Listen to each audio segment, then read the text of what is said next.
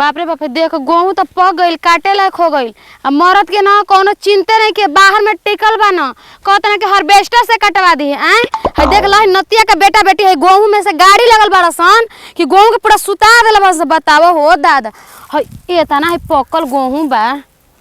ये दादा कुल गेहूं हमार मुआर हो गईल बा बताओ इतना में भी एक बोरा गेहूं निकल होते लेकिन नाती के बेटा बेटी के देखल नहीं गईल ढंग देना से लाते लाते गाड़ी चला के धंगले बाउस लाते से धंगाइत हे करा गहुआ में देखी तो सवत का होजी से होता ना गहुआ नु सवत का गहुआ कितना बढ़िया लगल बा ओकर नइखन से धंगले हमार धांग देले बाबा सन जा वे सवत जान से सवत धंगमैले होई हां उ कितना राड़ी हम जानत नहीं की ओकर ने तो बज्र बेहाया कोनो होये नहीं कि से जितना उहिया खाली आपन भाला मनावेले मना ले अपन भाला देख लो अपने में सरसों मार छिटेल बैसा हमरे में एको सरसों नहीं खे बताओ पियर की सरसों राड़ो बोले का भइल बा हो भौजी बड़ा चिल्ला तो का भइल बाजी देखत नहीं है गाड़ी से धंगवा के गेहूं का कइले बांस पूछबे मत कर भौजी हमरो 1 बीघा के धान देले बांस जी जानी नाती के बेटा लोगन ने गाड़ी लेके गल हुई जानू उनके गाड़ी पंचर हो जाए चले के लोगन के मोबिल पेट्रोल खत्म हो जाए उनके गाड़ी के ये भौजी लेके एक बात पूछी तो से का जी गरिया कहां से सिखले हो कहां से सिखल है जात रही स्कूल में पढ़े ना हाँ। तो सब कोई कख का गंगा पढ़त रहे तो हम ये कुल गाड़ी पढ़त रही ए भौजी तो हमरो के सिखा ना तो गरिया हो हमहु ऐसे गाड़ी देती तो दी सीखी सिखावा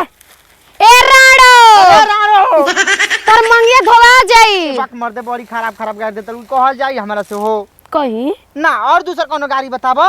अरे छिनारी ए ना हो मेहरानू ने किसे धांगत आदमी धांगतलन मौगी गाड़ी थोड़ी ना चलावती छ माधर चत भोसड़ी वाला चुप हो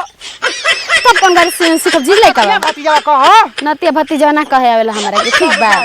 हां माधर चत भोसड़ी बहन के लौड़ा तेरी ऐसी की तैसी सब ई सब हमरा गाड़ी आवेला अगर सुने के बात सुनी ए भौजी बना के सुने के तो जाए जैसे बोलबू त हमरा शरम लागी हो तल्ला जा जाई रौरो लई गौरे हमर गोवा धांगतनी हैं रौरो धांगतनी जब कि ना से लेकिन ठीक कहत भौजी ढेर न नुकसान कर देल बना हो मजाक करो आ भौजी हो का हो ता ढेर नुकसान कर देल बना हमरा ढेर नुकसान कर देल बांस हां गहुआ हो गोहुआ हां त का करी नुकसान कर देल बांस गोहुआ त एगो बात पूछी भौजी का जी तू चाहबू त नुकसान ना होई हम चाहब तो नुकसान नहीं मतलब ता तू चाहबू त तार गहू नुकसान ना होई तो का हम चाहब तो नुकसान नहीं बताई हुए चाहिए अपन बॉडीगार्ड बना लो हमरा के तार संगे संगे चलो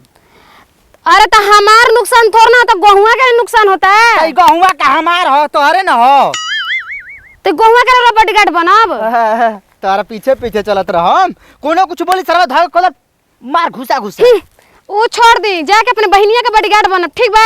हम काफी बानी उधी आवे खातिर सबके ऐसे को बात से पूछी का हो ऐसे तो कहत तड़ुआ सियोनो में बाड़ी दूसरे को बेटा दियो तो सोलई का आ छेड़खानी करे त के बचाई अच्छा तो उ सपना भुला दे हमरा बिरिनु एगो चूटी का दाल ना गली ठीक बा बाबूजी देखो हाथना शेरो जमना सियार के झुंड में आ जाला सनो तो वो सियारे बन जाला सो अच्छा चली ओतना मत हां तो शेरनी है ठीक बा अपने पापा का बेटा आज धा के नु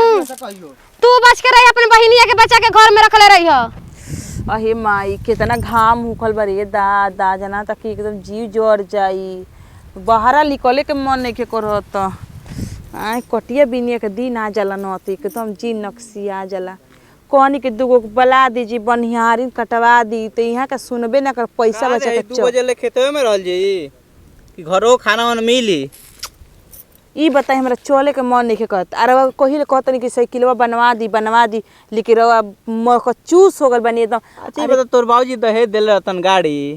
तो साइकिल से ना घूम पड़ी हाँ बाबूजी दिमाग रही आदमी बैठ पैसा कमाई ई नहीं के बुझात हाथ ना आदमी जात वाला रास्ता है घाट चाहे कोनो के सब्जी हटुए एने फुसला के 10 रुपया के जगह 20 रुपया बेच के ले तोर बाबूजी को साइकिलियो ना दिहला हैं कहतर के सही ना हो मारा आप छोटका भैया के साइकिलवा बाटे ना धके रति के ध देती अपना घर में चिन्ह तटुए के करा के आजकल चोरीए करी ना घूम के ना माने का हो जी अपन धन चोराए में चाहे रखे में हमार हटुए तो हम रखना लेब पहले तो बात दा चोरीए करे खारे भाई भाई बैठी बढ़िया से जाना तक बैठवा नहीं हीरो मती। अरे का हाँ हाँ चल उन्हें खाना करे दे के का बैठी कटिया बिनिया हीरो मती चलत नहीं इतना लूरे बा हीरो बने के। अरे हीरो बने के तो दिमाग चाहेला। हाँ ई देखो तनी कि गेहूं कितना कम भइल बा, बाल एकदम निक निक भइल, लेकिन बड़ा कुछ दिमाग लगावो तनी कि का कोई गेहूं भइल बारे का बात बा भइल बटे दिमाग उ खाद लिया वेले अपना नैहर से जनी कह क्यों ना एकर भाई कहाँ तक कमाला बेंगलोर। तोरो नहीं हरवा को बुझाला कुल भिखारी हम त साला कुछ हाँ हमर बाबू माई के भिखारी बोले मत एकदम हां हम जी जल जाला जे केहू कहेला। साला एगो चुट गइला पर कुछ पूछुआ ना पूछे मत माई बाबू के चक्कर में आपन दिमाग लगी आपन जनी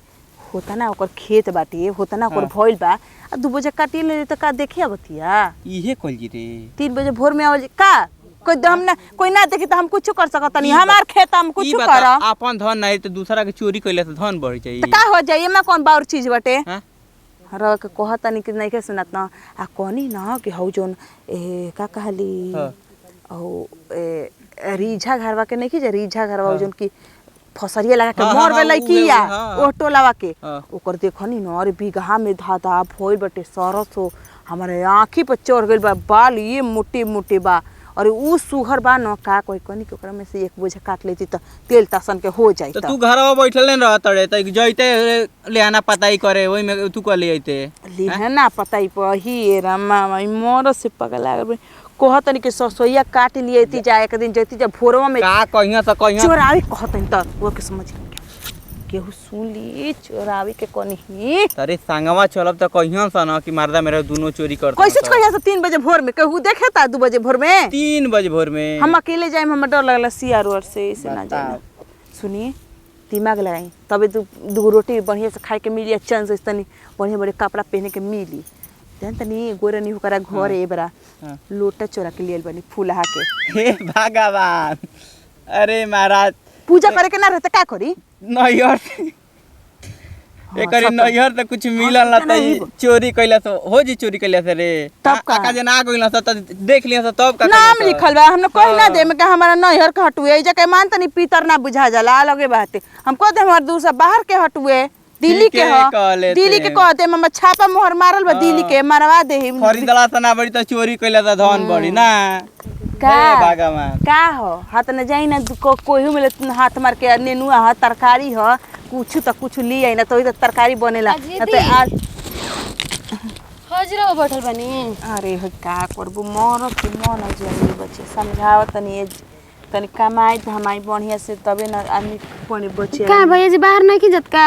अब जा तनी पैसा के कमी बा कनिया घर में देखत लू भैंस के दूध बेचेबे कला 4-5 किलो देवेले ना जी। सुन न दीदी कनी न कि हमरा के 500 रुपया चाहते तने लइका के कोचिंग के फीस दे के हम भेजिहन तू दे देब हम आहे कनिया पैसा बाजी देखे ना देख लियो देखे अलमारिया में होई ना त लोन भर देनी यही बेरा 2 लाख के लोन ले ले मनी आ सोना के कनिया हत बनवनी लॉकेट जान जे है ये लॉकेट का ई त बनवनी आ पोरे सलिया इहो साल बनवनी मंगलसूत्र बाटे ठीक है हमरा के टोला में देखे जरली अरे हो उधार देबे वाला पैसा देली हो ओहो करे के 20 रुपया वाला किन देनी 50 रुपया के बिस्कुट किन के दे देनी नमकीन बिस्कुट ला से खासा बाद बाल बच्चा हती तो बस गरीब आदमी बड़ा सन का जी दीदी 20 रुपया उधार कर्जा लेके चलत नहीं का कोई का 20 रुपया कर्जा लेते नहीं अरे या के ना के जानते बड़ू खीसा का हो मेरा मार 2 लाख रुपया रखले बानी सोना का अंगूठी से घड़ी बनवात नहीं 500 रुपया मांगत तो निकलत नहीं करतनी अरे कनिया कौनो बात के बड़ी है के चिड़ाकू हई जाई खाना जाई चल आओ चली लेके आ हम आवेदन बत चल अरे यहाँ के एकदम अच्छा ये दीदी एक बात बताई रौरा इतना झाड़ और के एकदम टेंट पेंट में रही ना अब भैया जी फाटल जींस पहन के घूमत है फाट गला ये दुल्हन जानते बड़ो स्टाइल चलल बटू आजकल हम तो के फाड़ देनी हमरा नीक ना लागत सिंपल ऐसे कनी ये चीज सब कोई पहनत रहो पहनी हमरा नीक लागत के अब फटला है कनिया उहे ब्रांड हटुए एकदम इतना महंगा हनुआ ब्रांड हां कनिया ब्रांड का होला जी अरे का तो कहल जलो मुहरवा मार के ना बेचला से सरकारी वो बड़का शीशे वाला घरवा में के वही में के हो हम कनी वही में के सड़िया है ये कनिया पहन के आइल बानी कोई के लगन होई हो कटिया करे के इतना बढ़िया साड़ी पहन के बिहौती लेकिन हमार भगवान राम जी के देनी कनिया बड़ी हमरे सुखी के घर मिलल बाटे कनिया कौन चीज के दुख नहीं जा दी एनी हम पैसा खातिर के बहाना कर देनी। देख ला हई देखो चांदी के ह लेकिन सोने के कनी निक ना लगते कनी सोना के पानी ढरवा दी कम से कम तो कम इहो बाह होते होते झुमका कान छूल जाला कनी हम पहनल ना चाहे। देखिए हमार गेहूं पक गल बा जन्नी कटवावे के बाटे मर्द अभी तक ले पैसा ना भेजना बाहर से। तनी रुका कने फोन आवता। हेलो